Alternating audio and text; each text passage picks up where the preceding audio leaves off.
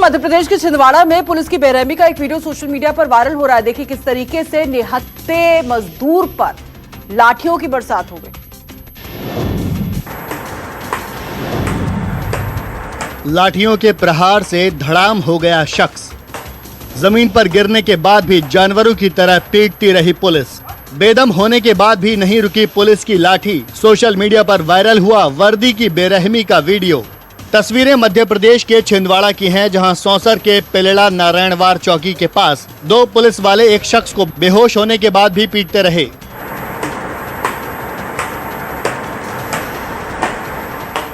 शख्स जब अधमरा हो गया तब पुलिस वाले उसे गाड़ी में लाद कर चलते बने। तस्वीरों से साफ है कि चौकी के सामने पुलिस की गाड़ी खड़ी है और उसके बगल में एक शख्स खड़ा है। अचानक एक पुलिस वाला उस पर ताबड़तोड़ लाठियां बरसाने लगता है और लाठियों के प्रहार से वो शख्स जमीन पर गिर जाता है।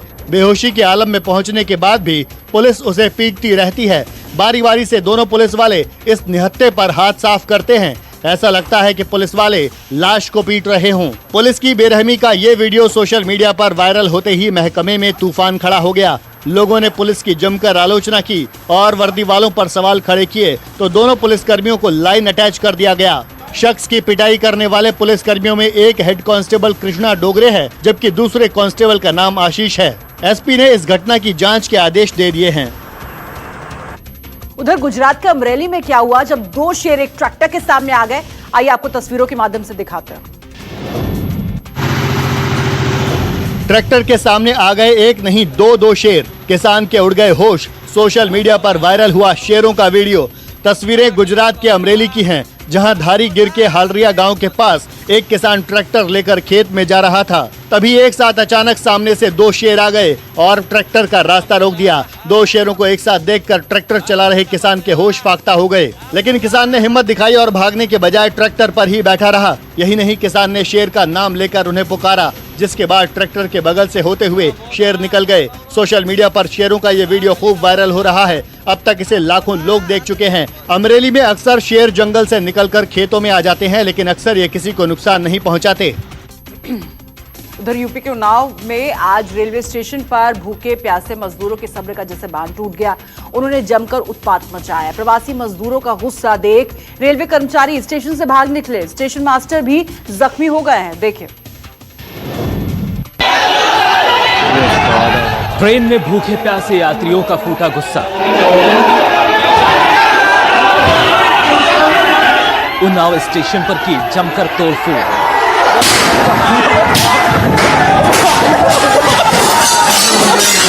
डर के मारे भागे रेल कर्मी।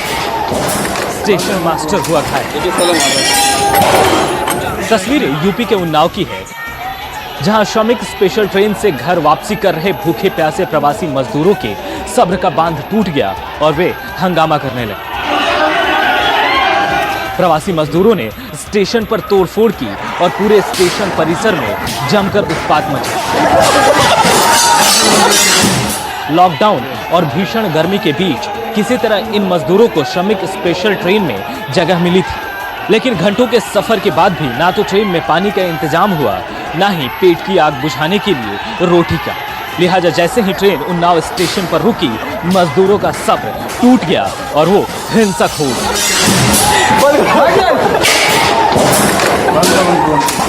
गुस्साई यात्रियों ने ईंट पत्थर चलाकर स्टेशन मास्टर के कमरे के दरवाजे और शीशे तोड़ डाले। भीड़ का गुस्सा देख रेलवे के कर्मचारी जान बचाकर भागने लगे और इस अफरा तफरी में स्टेशन मास्टर को भी चोट लग गई। उपद्रव की खबर मिलते ही डीएम और एसपी भारी पुलिस बल के साथ मौके पर पहुंचे, जिसके बाद स्टेशन प्रबंधन ने यात्रियों को शांत कराकर ट्रेन को रवाना की। ये ट्रेन बेंगलुरु सिटी से डिंग जा रही थी। फिलहाल स्टेशन पर आरपीएफ और जीआरपीएफ समेत भारी पुलिस बल तैनात कर दिया गया है।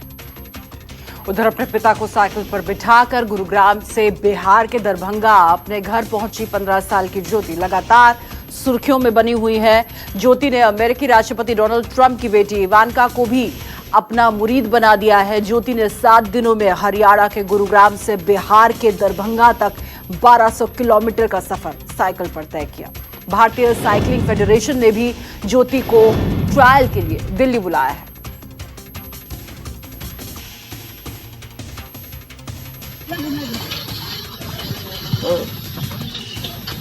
घायल पिता को साइकिल पर बिठाकर गुरुग्राम से दरभंगा पहुंची बिहार की बेटी। 7 दिनों में पूरा किया 1300 किलोमीटर का सफर। मीडिया की सुर्खियां बनने के बाद गरीब के दरवाजे पर लगा मेला। तस्वीरें बिहार के दरभंगा जिले की है, जहां एक ज्योति नाम की लड़की ने अपने पिता को साइकिल पर बैठाकर महज 7 दिनों में हरियाणा के गुरुग्राम से बिहार के दरभंगा तक का सफर किया। गांव में दाखिल होते ही आसपास के लोग ज्योति को देखने पहुंच गए, क्योंकि ये बहादुर लड़की सुर्खियों में आ चुकी थी। हर कोई इस लड़की की बहादुरी की दाद दे रहा था। पूर्णिया के पूर्व सांसद और जन अधिकार पार्टी के अध्यक्ष पप्पू यादव ने भी इस लड़की को 20,000 रुपए की मदद दी है। यहाँ पे आए तो सब 20,000 रुपया दिया वो पप्पू यादव ने, और यही सब दिया, पैसा दिया और कुछ नहीं। और बोला कि सब मतलब पढ़ाई की खर्चा उठाएंगे। 15 साल की ज्योति के पिता गुरुग्राम में ई रिक्शा चलाते थे, लेकिन कुछ महीने पहले हादसे में उनका पैर जख्मी हो गया था और अपने पिता की देखभाल के लिए ज्योति दरभंगा से गुरुग्राम पहुंच गई। इस बीच कोरोना संकट के कारण देश भर में लॉकडाउन लग गया और खाने के लाले पड़ गए। ज्योति ने हिम्मत नहीं हारी और पिता को साइकिल पर बिठाकर दरभंगा के सिरुहिलिया गांव के लिए निकल पड़ी। ज्योति बड़ी ईमानदारी से कबूल कर रही है कि 1200 किलोमीटर के रास्ते में उसने 200 किलोमीटर ट्रक से सफर किया और रास्ते में लोगों ने उसे खाने को भी दी। वहाँ पे हम साइकिल लिए और साइकिल से मेरे पापा भी मना कर रहा था कि नहीं जाओ बेटा, नहीं होगा। हम ले चले रहे पापा को, फिर पापा को हम लेके आए यहाँ, और रात में माँ एक ही रात में थोड़ा सोए और उसके बाद चलाते रह गए और रास्ता में खाना दिया सबने। बिहार के दरभंगा जिले की बेटी ज्योति के हौसले और हिम्मत की चर्चा अमेरिका तक पहुंच गई।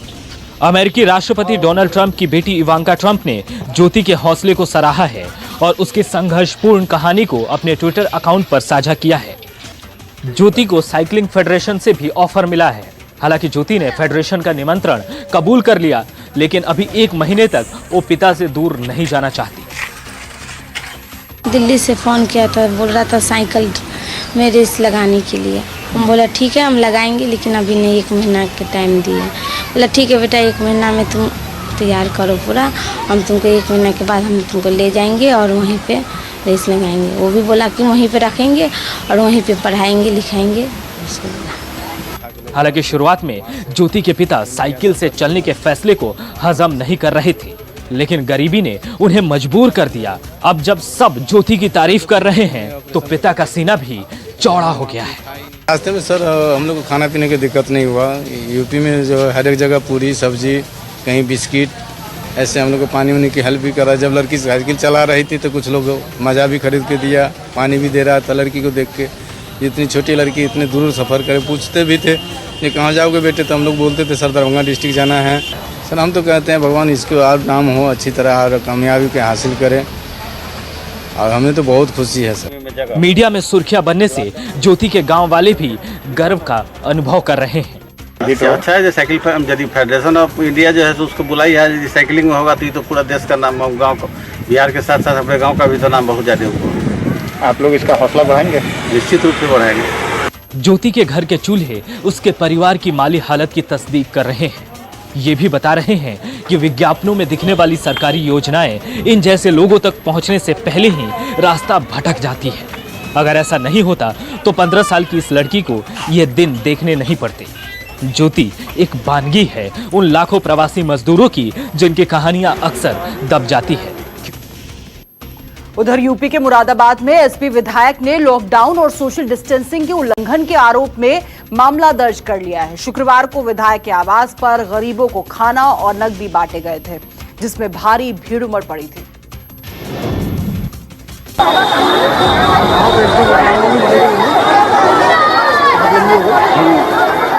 राशन और नकदी के लिए जुटी गरीबों की भीड़, सोशल डिस्टेंसिंग की उड़ी धज्जी। नेताजी के खिलाफ पुलिस ने दर्ज किया मामला।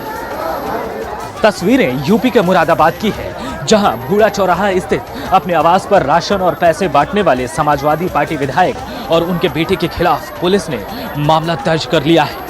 पुलिस ने मुरादाबाद देहात से एसपी विधायक हाजी इकराम कुरैशी और उनके बेटे उबैद इकराम कुरैशी के खिलाफ मामला दर्ज किया है। गल शहीद थाना पुलिस ने यह मामला लॉकडाउन और सोशल डिस्टेंसिंग के उल्लंघन को लेकर दर्ज किया है।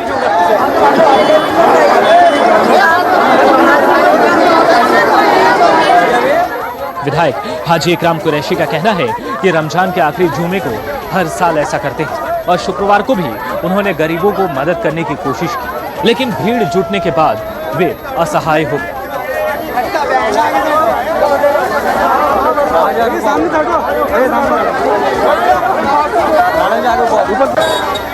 विधायक के खिलाफ मुरादाबाद के थाना गल शहीद में आईपीसी की धारा 188, 269, 270 और महामारी एक्ट के तहत केस दर्ज किया गया है।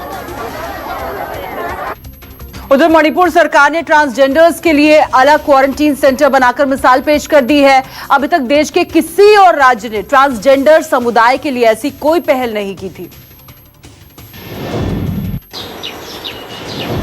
जांच की सुविधा, सुरक्षा के लिए उपकरण और सोने के लिए अलग अलग बेड। कोरोना काल में ट्रांसजेंडर्स के लिए बना पहला क्वारंटीन सेंटर। मणिपुर ने पेश की मिसाल। तस्वीरें मणिपुर की राजधानी इम्फाल की हैं, जहां ट्रांसजेंडर्स के लिए अलग क्वारंटीन सेंटर बनाकर राज्य सरकार ने बड़ी पहल की है। दूसरे राज्यों के लिए भी मिसाल पेश कर दी है। राज्य में ट्रांसजेंडर समुदाय के लोगों के लिए 2 विशेष तरह के कोरोना वायरस क्वारंटीन सेंटर बनाए गए हैं। इस समुदाय के लोगों के लिए ग्रीन और ऑरेंज नाम से ये सेंटर इम्फाल वेस्ट में टकिया लपाट के गवर्नमेंट ब्लाइंड स्कूल में खोला गया है।